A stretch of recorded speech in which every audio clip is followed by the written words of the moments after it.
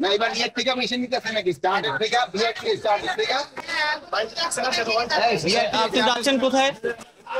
কোথায় যাচ্ছেন আপনি? আমি গোপালগঞ্জ যাচ্ছি। গোপালগঞ্জের আপনার রেগুলার ভাড়া কত? এটা আমার কাউন্টার বলতে পারো। কোন কাউন্টার আপনার? সুবর্ণ কাউন্টার। সুবর্ণ কাউন্টার। আপনাদের কারো কাছে টিকিট আছে 800 টাকা একটা টিকিট দেবেন। স্যার আমরা এখনই ব্যবস্থা নেব। এখনই ব্যবস্থা নেব।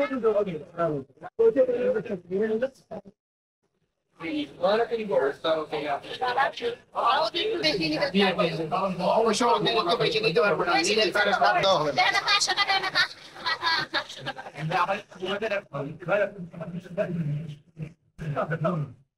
আপনার এখানে তো 600 টাকা লেখা, আপনি 800 টাকা বলতেছেন কেন? এখানে তো 600 টাকা লেখা, 800 টাকা 800 এই যে কি কয় আমাকে তো দুজনের 1600 স্যার আপনারা কতদিন বাড়াবেন? যান আল্লাহর নাম করে যান ভালোভাবে আস্তে আস্তে চালাই দিবেন এখানে বিআরটি এর একটা চার্ট দেওয়া আছে এই চার্টের থেকে যদি কোনো ভাড়া কেউ বেশি নেয় এই ব্যাপারে আপনারা বিআরটিএ কর্তৃপক্ষকে অবশ্যই জানাবেন। এখানে কন্ট্রোল রুম রয়ে গেছে, আমাদের পুলিশের কন্ট্রোল রুম রয়েছে, কিন্তু আমি এই পর্যন্ত ইন্সপেকশন করে যা দেখলাম ভাড়া আপনারাও দেখছেন সবাই মানে নির্ধারিত যে ভাড়া আছে ওই ভাড়াই কিন্তু সবাই এখনো যাচ্ছে। দুই একটা ছোটোখাটো কমপ্লেন আছে ওটার এগেনস্টে আমরা অলরেডি ব্যবস্থা নিচ্ছি।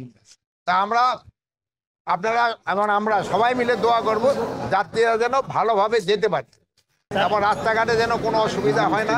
আপনারা দেখছেন আমি ড্রাইভারও জিজ্ঞেস করে দেখছি তারা পুরাটা রেস্ট পায় কিনা, যেহেতু ড্রাইভাররা যদি রেস্ট না হয় তো অনেক সময় দুর্ঘটনার একটা সম্ভাবনা থাকে, এই জন্য ড্রাইভারও যেন রেস্ট পায় এই ব্যবস্থার জন্য মালিক যেন বলা হয়েছে এরা যেন রেস্ট পায় এবং দুই একটা আপনাকে সামনে চেক করে দেখা হয়েছে তারা মোটামুটি রেস্ট পেয়েছে। এই তো ছিল। এবার ওভারঅল ঈদ যাত্রাকে কিভাবে মূল্যায়ন করবেন? আমরা গত কয়েকদিন দেখছি যেভাবে কিছু কিছু অভিযোগ থাকলেও সব মিলে যারা সন্তুষ্টি প্রকাশ করেছে, স্বস্তি প্রকাশ করেছেন, সব মিলে সরকারের কি উদ্যোগ ছিল? আপনারা এই সরকারের উদ্যোগ ছিল দেখেই তো আপনি যে বললেন যে লোকজনে একটু স্বস্তিতে যেতে পারছে, এইটা সরকারের ব্যবস্থাপনা ছিল দেখেই কিন্তু এই স্বস্তিতে হচ্ছে। এই যে আমরা চেষ্টা করতেছি পুরাটা ঈদে এরা যেন আল্লাহ আল্লাহ করে ভালোভাবে যেতে পারে এবং তারা আবার যেন ভালোভাবে ফিরে আসতে পারে এই আল্লাহর কাছে আমরা দোয়া করি।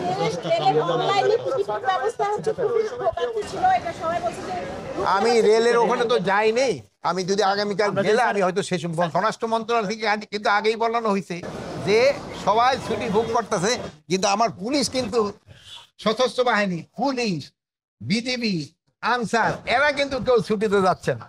এরা কিন্তু এই নিশ্চিত ভাবে যেন এই মানে আইন শৃঙ্খলা যেন ভালো থাকে এই জন্য তারা কাজ করে যাচ্ছে। এই জন্য আপনারা কিন্তু তাকে একটু ধন্যবাদ দেওয়া দরকার। আপনারা যেন ভালোভাবে যেতে পারেন, আপনার বাসা বাড়ি যেন সুরক্ষিত থাকে এই জন্য সব ধরনের ব্যবস্থা নেওয়া।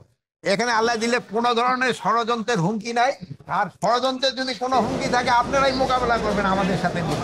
জনগণ মোকাবিলা করলে কোনো ষড়যন্ত্র কেউ করতে পারবে। আমি তো এই তো সদরঘাটে যাই নাই, আমি ওটার উত্তর আজকে দিতে পারবো না, আমি গেলে বলতে পারবো। না না বাসছি